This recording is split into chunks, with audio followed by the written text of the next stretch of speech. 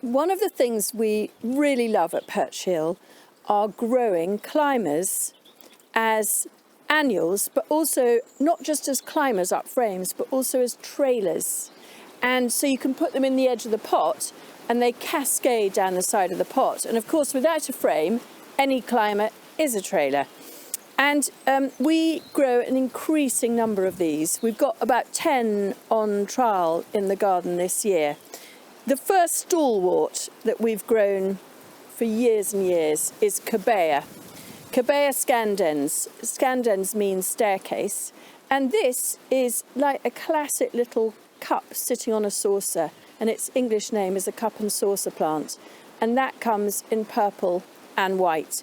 And the purple variety has green buds. And with the stem ends seared in boiling water, this makes a wonderful cut flower.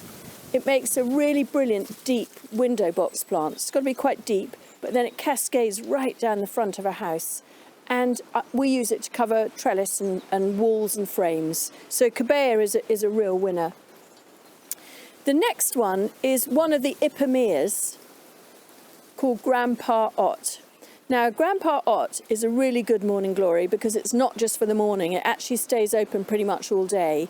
And that's unusual. The beautiful heavenly blue, which I love, but it does close up by noon, really. So this one is a fantastic climber, and we have that growing with roses this year, sort of cascading through roses. Like we've got a lovely one called Rhapsody in Blue, and it's looking fantastic with that at the moment.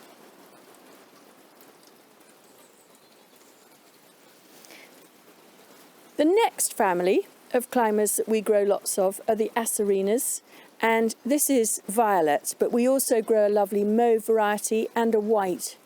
And they're great because they really cascade down the side of the pot, or they really climb up. And we've got this growing up to a first floor window in the Oast House this year, which is amazing. You know, the rate of growth that it puts on, it's like a triffid.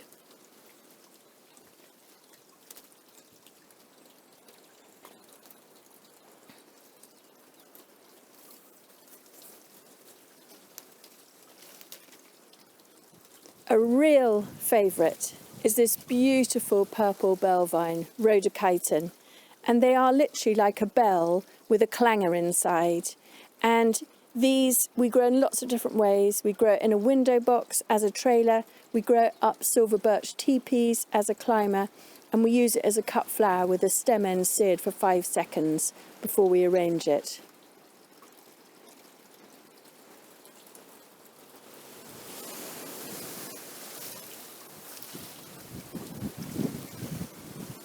Another member of the Ipomoea family is this, which has got really tiny jewel-like flowers. They're almost like jasmine flowers in the brightest scarlet. But almost as good as that, or perhaps even better, is the lacy leaf. And it looks like literally sort of embroidered lace. It's got the most delicate foliage. And we grow this through our tomatoes this year. And it just makes the whole thing look more ornamental.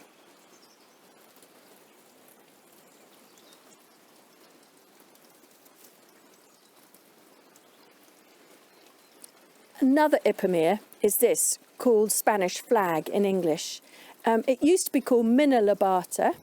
It's now called Ipomoea lobata. And I love it because it reminds me of sort of Chinese pagodas. And it's yellow at the base and flame at the top. And that, again, is beautiful trailing and beautiful climbing. And it makes a lovely cut flower in a vase. You can see it in a big, huge pot there, on a silver birch teepee, and it's the 28th of September today, so the fact that it's still looking like that is pretty good. And we grow that in the greenhouse too, where it looks splendid right the way through on into the winter. This is another one we've got in the greenhouse. This is called Dolichos lab, or the hyacinth bean. And this is much more popular in the States than it is here, where it's grown like a vine over outdoor eating areas. It needs a longer growing season than we can usually give it here. So this is one that we do tend to grow in the greenhouse, but it behaves like a triffid in there and will be perennial.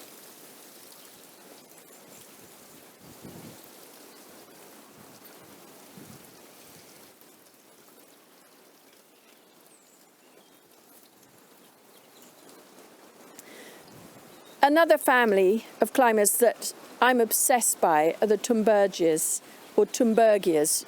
Some people make the G hard.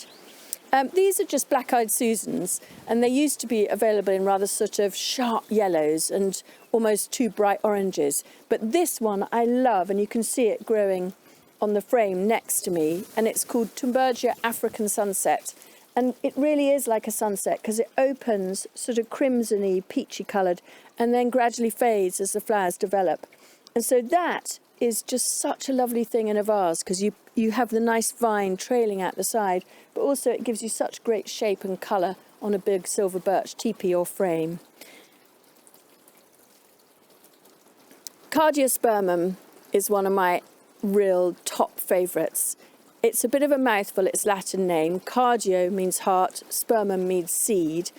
And that's what's so lovely about this, is in there is a jet black seed with a perfect white heart stenciled on the side of the seed. There are 3 in each of the pods. The English name is nicer than the Latin name, and it's called Love in a Puff. And you can see why it's got a heart in a green puff. And that's a really wonderful climber. So all these are actually tender perennials. You grow them from seed, they're very easy from seed, and so you treat them like an annual, but actually if you can overwinter them with protection, they will carry on the following year and the year after that. We absolutely love them here and use them all over the garden, and they really hold their own right until the winter.